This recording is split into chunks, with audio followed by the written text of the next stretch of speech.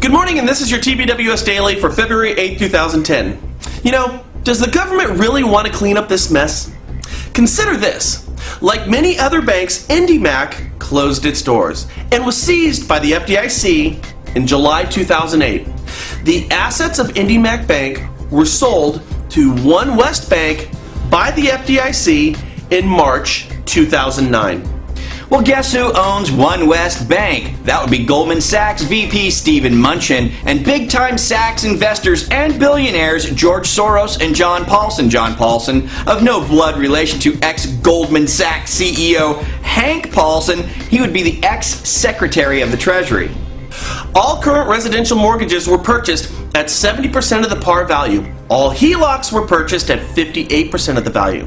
But just to make sure the One West guys are feeling all cozy and warm, the FDIC decided to step up and cover between 80 and 95% of the losses they might incur from any of those naughty Indymac mortgage homeowners. So you're probably asking yourself why we think that you should know this.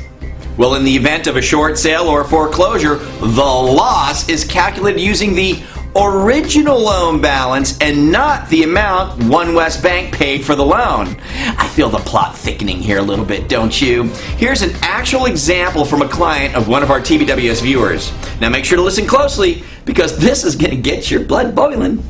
Take an actual loan amount of $478,000 plus 6 months of missed payments for a grand total of $485,200. One West Bank paid $334,600 for that loan. Okay, now the underwater homeowner has an all-cash offer that nets $241,000 to One West Bank. Stick with us now. Well, according to the FDIC formula, you take the original loan amount minus the amount of the offer, and that leaves you with $244,200. Next, according to the sweetheart deal, the FDIC writes a check to One West Bank for 80% of the net loss.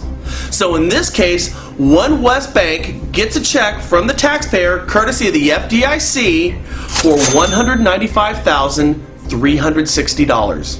Okay, so now add the $195,360 from the government to the $241,000 cash offer, and One West Bank just made $436,360 on a loan that they bought for only $334,600. And all they had to do is sell it for whatever they wanted to. Guys, they can't lose money on this deal. Think about it. So One West Bank just profited from the short sale to the tune of $101,760. All thanks to the insane arrangement that they have with the FDIC. Hey, whoever said it's good to have friends in high places wasn't kidding around. So the next time you ask yourself, why is it so hard to get a loan modification? The answer is because there's too much money to be made with short sales and foreclosures. Now, are you ready for an encore? Now remember, even though One West Bank profited by over $100,000, the house was still sold for less than the full loan amount. In this actual scenario, the borrower was forced to sign a promissory note for $75,000 with One West Bank. So who really pays in the end? Well, we'll just let you decide. Oh, and by the way, the FDIC just announced that it needs to start borrowing money from the Treasury. The Treasury being the place where all those Goldman Sachs guys called home before they called One West Bank home.